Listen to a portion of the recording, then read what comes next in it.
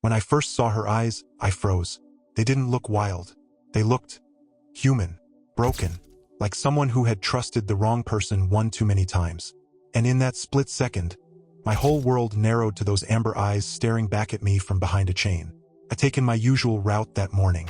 Early spring, soft mud under my boots, birds singing like nothing was wrong with the world. I'd been walking that stretch of forest for nearly 15 years. Nothing ever surprised me anymore. Until that day. She was lying still, almost blending into the underbrush, if not for the glint of metal. At first I thought it was some trap left behind by poachers. Then she moved. A twitch, a flick of her ear, blood on her hind leg, and that chain, thick and rusted, looped tight around the base of a young pine. I dropped my backpack and moved slow, real slow, the way I would if I'd come across a wounded dog. One hand out, low voice. "Hey, it's okay. I'm not gonna hurt you." She didn't growl, didn't snarl, just looked at me. That's what hit me the hardest. The chain was locked. Big, crude padlock. Some part of me hoped it would be loose, or that I'd be able to slip it off. No chance. Her leg was torn up. Deep cuts where she must have struggled. A trap wasn't meant to hold her for days. This was deliberate, prolonged, cruel. I checked my phone. No service. Of course. I stood there for a full minute, heart hammering. My job was to report things like this. Call wildlife services. Stay out of it. That's what they trained me to do. But if I left her, what then? She'd bleed out, starve, or worse, whoever chained her might come back. The thought made my stomach turn. I walked in a wide arc around her, trying to stay calm, thinking, my multi-tool wasn't going to cut through a chain that thick. Bolt cutters? Back at the station, 10 kilometers away. And even then, would she still be here when I returned?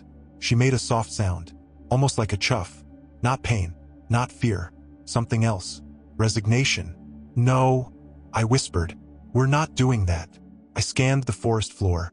Branches, rocks, a rusted old sign I'd seen fall last year. Nothing helpful. I checked my pack again. Nothing. Then I saw it. A fallen birch, split in half by a storm. The wood inside was sharp, almost spear-like. I broke off a long shard and wedged it between the chain and the trunk. My hands were shaking. I pushed, levered. Nothing. She didn't move, just kept watching. I tried again. Harder this time. The wood bent, cracked. The chain groaned, maybe half a millimeter. Sweat poured down my face. This wasn't going to work. I sank to my knees, breathing hard. My head dropped forward. I was muttering things I don't remember now. Maybe I was praying. Maybe I was cursing. Maybe both. Then I heard it. A low growl. Not from her. From deeper in the trees.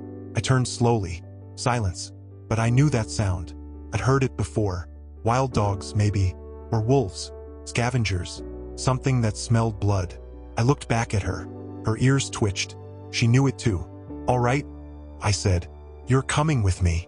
I took off my jacket and moved closer. She flinched but didn't strike. I wrapped the coat around her as best I could. Her body was burning up. Fever. I tried to lift her. She was heavier than I expected. Muscle and bone and weight. But I managed to get her half across my shoulder. The chain pulled tight. Damn it! I reached for a thick branch and wedged it into the chain again. This time I didn't finesse it. I used everything I had. The branch cracked. The chain shifted. And suddenly it gave. I stumbled backward, nearly dropping her. The weight of her pulled against my neck. But she was free. I didn't wait. I just started walking. Every step hurt. She wasn't fighting, but she wasn't helping either. Dead weight. And that growl from before, it came again. Closer. I didn't look back. I walked for what felt like hours. Probably just 30 minutes. I knew a place, an old ranger hut, barely standing. It was closer than the station and more hidden. I used to keep tools there. When I reached the hut, I kicked the door open and laid her down on an old mattress wrapped in plastic. She was panting, her leg bleeding again. I found a rusted basin, filled it with bottled water, and cleaned the wound. She watched me the whole time. When I was done, I sat beside her, back against the wall, heart pounding. She hadn't moved, but she was alive. I didn't know what I'd just done, what law I'd broken, what lines I'd crossed. All I knew was, I couldn't leave her there, not like that. The next morning, I woke up to the sound of shallow breathing. She was still alive. That fact alone felt like a small miracle. The fever hadn't gotten worse, and she was curled up on the mattress in a tight ball, her ribs rising and falling in an uneven rhythm. I sat still for a moment, just watching her. My body ached from carrying her, my shirt still stained with her blood. I moved slowly, not wanting to startle her, and reached for the water bottle I'd half finished the night before. I poured some into a shallow lid and slid it across the floor. She didn't touch it at first, but a few minutes later, while I rummaged through a battered first aid kit, I heard the sound of lapping. She was drinking. That sound nearly made my eyes well up. There was something so ordinary in it, like she was just a pet cat and this was just another quiet morning. But it wasn't. Nothing about this was ordinary. I got to work. The gash on her leg needed proper cleaning. I had a small bottle of antiseptic and some clean cloth. She didn't resist. No growls, no sudden jerks, just quiet watching. As I leaned in, I noticed something I hadn't the day before. Just beneath the fur on her right ear, a small burn mark, like a brand. I brushed back the fur to see it better. A crude symbol, 2 intersecting circles with a line through them. Someone had marked her. Not a tag, not a chip, a damn brand. My stomach twisted. Whoever did this didn't just trap her. They owned her, or thought they did. I sat back trying to think. I'd heard whispers over the years, rumors of illegal wildlife rings. Some talked about fur trading, others about exotic pets. But I never imagined it'd come this close. Right here, in these woods, there was always something about spring that made everything feel more alive. But in that moment, surrounded by the scent of blood, antiseptic, and old wood, spring felt like a cruel joke. Everything was blooming, reborn, and here she was barely hanging on. I needed answers, but first I needed to hide her. I cleaned the wound again, wrapped it in gauze, then covered the mattress with old blankets. She didn't move when I stepped out. The hut was falling apart. I hadn't used it in years, but it was hidden, tucked away behind a ridge and surrounded by thick trees. Unless someone knew exactly where to look, they wouldn't find it. As I stepped outside, a breeze pushed through the branches, and for a second, I thought I heard something. A twig snapping? My own paranoia? Couldn't tell. I walked back to the main trail, tried my phone again. Still no service. I took the long way around toward my cabin, keeping off the usual paths. Halfway there, I spotted him, Mikola. He was dragging a deer carcass behind his ATV, rifle slung over his shoulder. "Morning," he called out, raising a hand. I forced a nod. "Hey!" He slowed down as he reached me. "Heard something last night. Thought I saw a light in the woods. Probably just lightning." I lied. "Nah, too low. Thought maybe you were out doing rounds." I shrugged. "Routine stuff." His eyes narrowed. "Carrying something?" "Toolbox. Didn't look like a box." I smiled tight. "Didn't know you were spying on me." He laughed, but it didn't reach his eyes. "Just observant. That's all."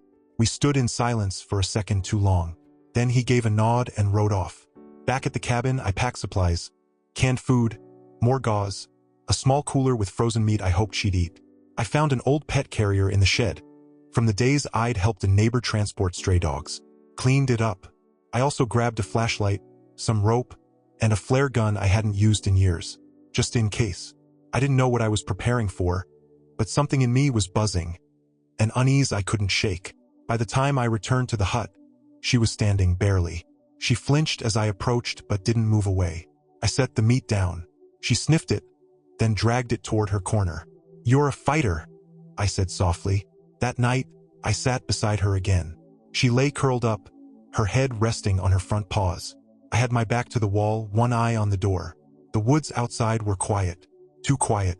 In the distance, I thought I heard an engine rumble. Faint, then gone. Mikola's ATV? Someone else? I didn't move. I don't know why I did it. Maybe just instinct. But I reached out, slowly, fingers open. She lifted her head, and then she moved. Not much, just a shift. Her paw, wounded and wrapped, touched my hand. Not hard, not desperate, just enough. I didn't breathe for a full 10 seconds. It was the first time I'd felt something in months. Not since Dad died. Not since I started waking up and going through the motions like a ghost. That one touch felt like someone telling me, without words, that I was still here, still useful, still good. I sat like that until the room grew dark. And I knew right then I wasn't going to let anyone take her, no matter what it cost me, even if it cost everything. The next morning, I woke up sore and restless. I hadn't really slept, just drifted in and out, half listening to the creaks of the hut and the breath of the lynx beside me. The touch of her paw still lingered in my mind. It meant something, changed something. It was the first time in a long while that someone, or something, had reached out to me without wanting anything back. But she needed more than gauze and warm words. The wound was better, but not healing right. It needed proper care, stitches maybe, antibiotics, things I couldn't provide. The makeshift bandages I had were already turning brown at the edges. Infection was a real threat, and if she died now, after everything, I knew I wouldn't be able to live with myself. So I made a call. There was a vet I knew, Alina. She lived in the next town over. We'd met years ago during a fire rescue when she helped with injured foxes. She wasn't the type to ask too many questions.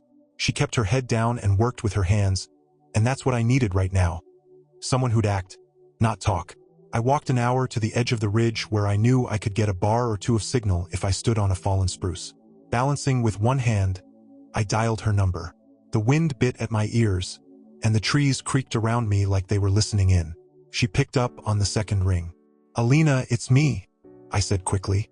"I need a favor. Quiet one." "What kind of favor?" she asked, cautious. "A wild animal. Injured. A lynx." There was a pause. "You working this officially?" "No," I said. "This is off the books."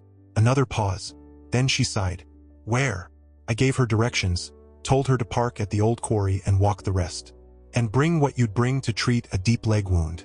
She's stable, but it's not good." She didn't say yes. She just hung up. That was her way of agreeing.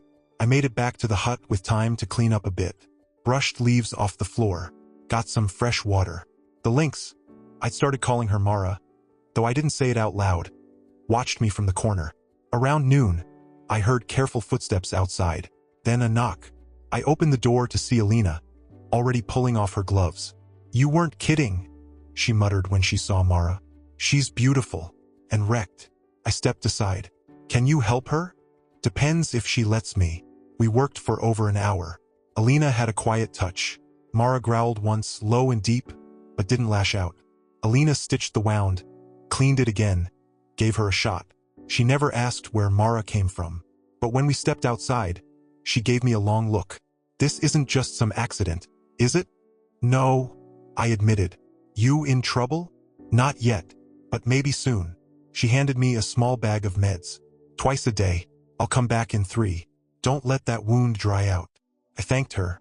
She disappeared into the trees like she'd never been there. Less than an hour later, trouble showed up. A knock, harder this time. Then a voice. "Forest Service. Open up."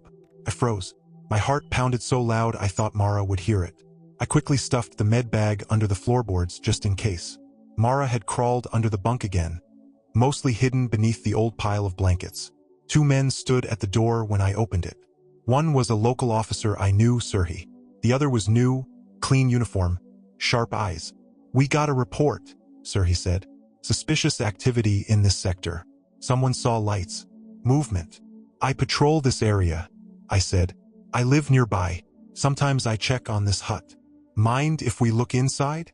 I hesitated, then stepped aside. Mara didn't make a sound. They walked around, opened cabinets, checked the window. The younger one tapped the walls, peered behind the curtains. "Too close for comfort." "Strange place to spend the night," the younger one said. "Better than freezing out there," I replied. After a few more questions, they left. But Surhi gave me a look, half warning, half worry. A look that said, "Be careful." As they walked off, I saw Mikola standing on the trail nearby, arms crossed. He gave me a slow nod like he already knew. That evening, I moved Mara's bedding farther back into the shadows. I reinforced the door with a board and stacked wood against the windows, just in case. My gut told me this wasn't over. I checked the latch 3 times before I sat down. I didn't sleep. Sometime past midnight, I heard it. A footstep, then another. Someone was outside. I grabbed the axe I kept by the door. My pulse was hammering in my ears. There was a click. Someone trying the latch. Mara growled. "Back off," I shouted. Silence. Then fast steps running into the woods. I yanked the door open and swept the flashlight across the trees. Nothing. Whoever it was knew how to disappear. I didn't chase. I didn't want to leave her alone. Not now. I slammed the door shut and bolted it. My hands shook. Enough was enough. At dawn, I packed what I could: meds, blankets, some meat. I wrapped Mara carefully in the carrier, her eyes wide but calm. She didn't fight me. Felt like she understood. I didn't head home. I didn't head to the station. I headed deeper into the woods, farther than anyone goes, to a place I hadn't been in years. There was a ridge, then a gully, and beyond that, a clearing nobody else remembered. The trees closed around us, thick and quiet. I knew I couldn't hide forever, but I wasn't hiding now. I was protecting her, and I wasn't going to fail again. The sun had barely climbed over the treetops when I reached the old path leading to the abandoned settlement. The trail was overgrown, but my feet knew it well. I hadn't been here in nearly a decade, but every curve, every broken fence post still sat in my bones. This place wasn't on any new maps. Most people thought it had been swallowed by the forest long ago. A few even claimed it was haunted, left to rot after the last family packed up and left. For me, it was simply a place that never stopped feeling like unfinished business. I carried Mara in the pet carrier, wrapped in old blankets to keep her warm. She didn't make a sound, but I could feel her breath, steady and calm. She trusted me. That knowledge weighed heavier than the pack on my shoulders. Every time I looked down and saw her eyes blink slowly, it reminded me why I couldn't walk away from this. The hut stood at the edge of a clearing, leaning to one side like it was tired. Smoke curled from the metal chimney. He was still alive. Yurko had always said he'd die with his boots on, surrounded by trees and silence. I never doubted it. I knocked once, twice. The door creaked open slowly. Yurko stood there, all beard and narrowed eyes. He didn't say a word, just stared. The last time we'd seen each other, we'd argued about something stupid. I didn't even remember what, but none of that mattered now. "It's me," I said. "I need a place to lay low." He nodded once and stepped aside. Inside was the same chaos I remembered. Tools on every surface, jars with unknown contents, pelts tacked to the ceiling beams. Yurko had always been strange, but he had a good heart, buried somewhere beneath the grime and suspicion. He'd once nursed a squirrel back to life just because it fell out of a tree near his porch. "What's in the box?" he finally asked. I set the carrier down and opened it just enough for him to see. "Holy hell," he muttered, kneeling. "Is that a lynx?" "Yeah, she's hurt. I'm trying to keep her alive." He looked up at me. "You know what this means?" "I do." He stood slowly, rubbing his hands on his pants. "Come on, then. Let's set her up in the back room. It's warmer there." We cleared out the back room, rolled out an old wool rug, and made a soft corner for Mara to rest. I gave her more medicine and checked her stitches. She looked better already, less pain in her eyes, more alert. She even made a small sound, a sort of gruff exhale, like she was annoyed with being moved again. Yurko made tea over the fire and poured it into chipped mugs.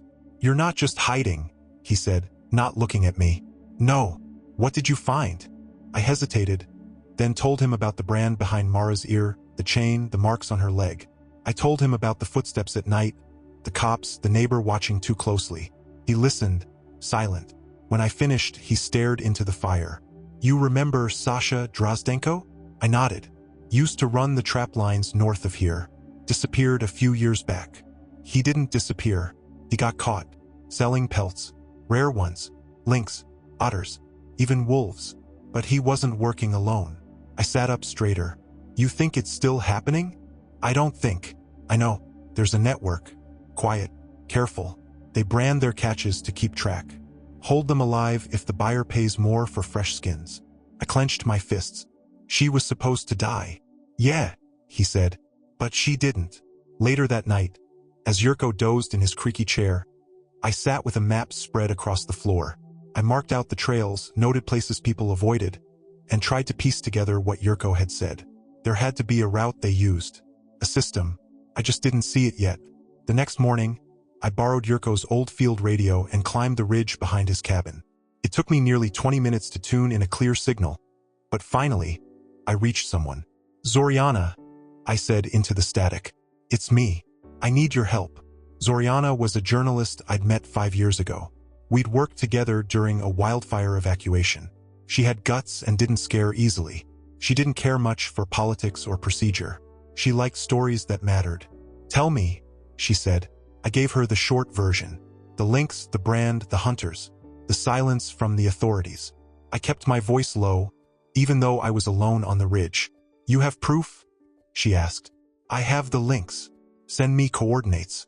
I'll be there tomorrow." I hung up with a pit in my stomach. This was the point of no return. If she published what I showed her, it wouldn't just be the poachers who came after me. It'd be the department, the ministry, maybe more. Yurko was waiting when I climbed back down. "You trust her?" "With my life." He nodded slowly. "Then you better be ready. If the story gets out, they won't just fire you. You could lose everything." "I already almost did." He handed me a flask. "Then it's worth it." That night, I lay beside Mara. She shifted in her sleep, resting her head against the blanket. She looked peaceful, safe, and stronger, like she was beginning to believe in the space we'd made for her. For the first time in years, I felt like I had a purpose. Not my job, not my duties, something real, something human, something I could stand for. She stirred, and I whispered, "Just hold on. One more day." Outside, the wind picked up, whistling through the trees. But inside, the fire crackled steady. I sat awake, watching her breathe, thinking about what tomorrow would bring.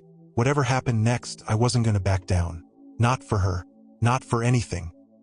If you love stories about wildlife rescue, click the subscribe button below. Here's how the button looks on different devices.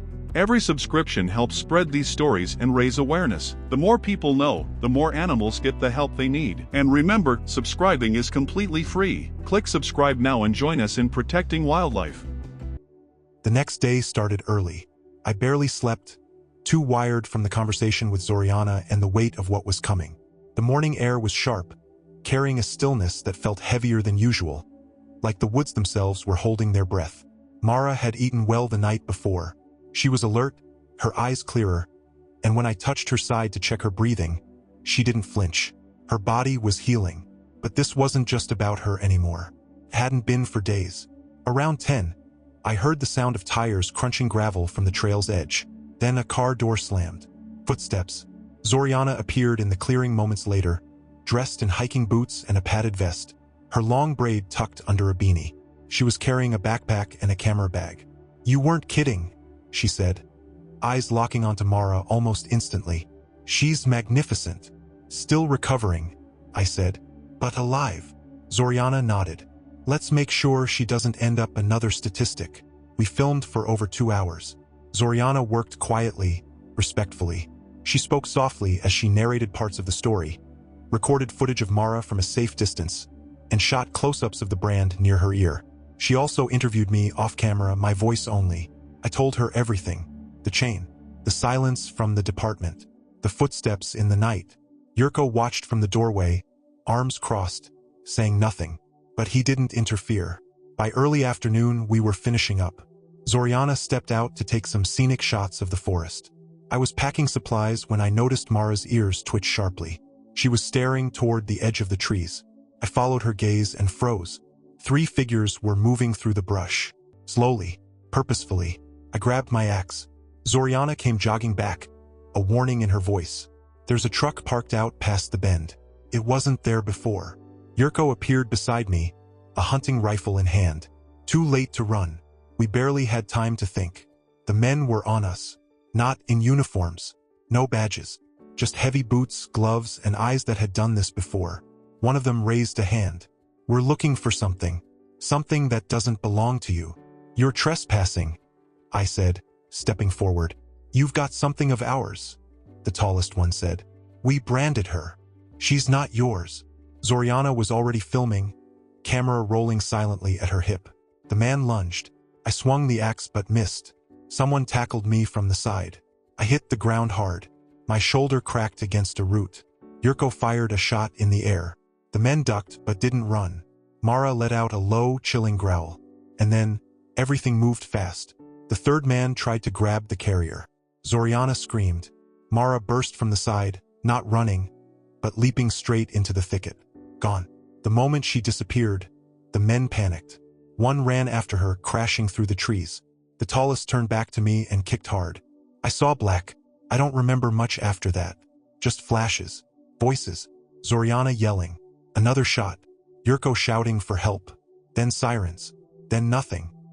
When I woke up, Everything smelled like antiseptic. White ceiling, beeping machines, bandages on my arms and ribs. Hospital. Zoriana was sitting by the window. She turned when she saw me stir. They arrested them, she said. All three. One of them had pelts in his truck. Fresh ones. I tried to speak. My throat felt like sandpaper. You're okay, she said gently. Yurko's okay too. And Mara, well, she got away. Fast. I closed my eyes and let that settle in. She got away. That was all I needed to hear. The story aired 5 days later. Zoriana had kept my name out of it per our deal. But people knew. My department knew. They called me in as soon as I could walk. I expected to be fired. Maybe charged. But something happened I didn't see coming. Public pressure. Comments. Support. People wanted the poachers held accountable. Not the man who tried to stop them. I still lost my badge. But not my name. And not my purpose. 2 months later, I returned to the forest. Spring had fully arrived. The trees were green again. The air thick with pollen and promise. I walked the trail slowly, every step familiar and strange all at once. I reached the ridge near the clearing where it all began. Stood still. Waited. Minutes passed. A squirrel chirped from a low branch. Wind rustled the leaves. Then I saw her. On the hilltop, standing tall in the sunlight. Mara.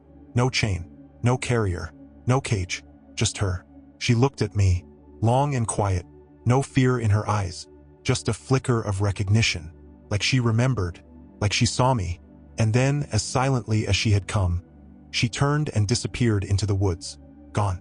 I stood there, breath caught in my chest. I didn't cry. Not then. I just smiled. Because I didn't save the world. But maybe, just maybe, I saved her. And she saved me right back.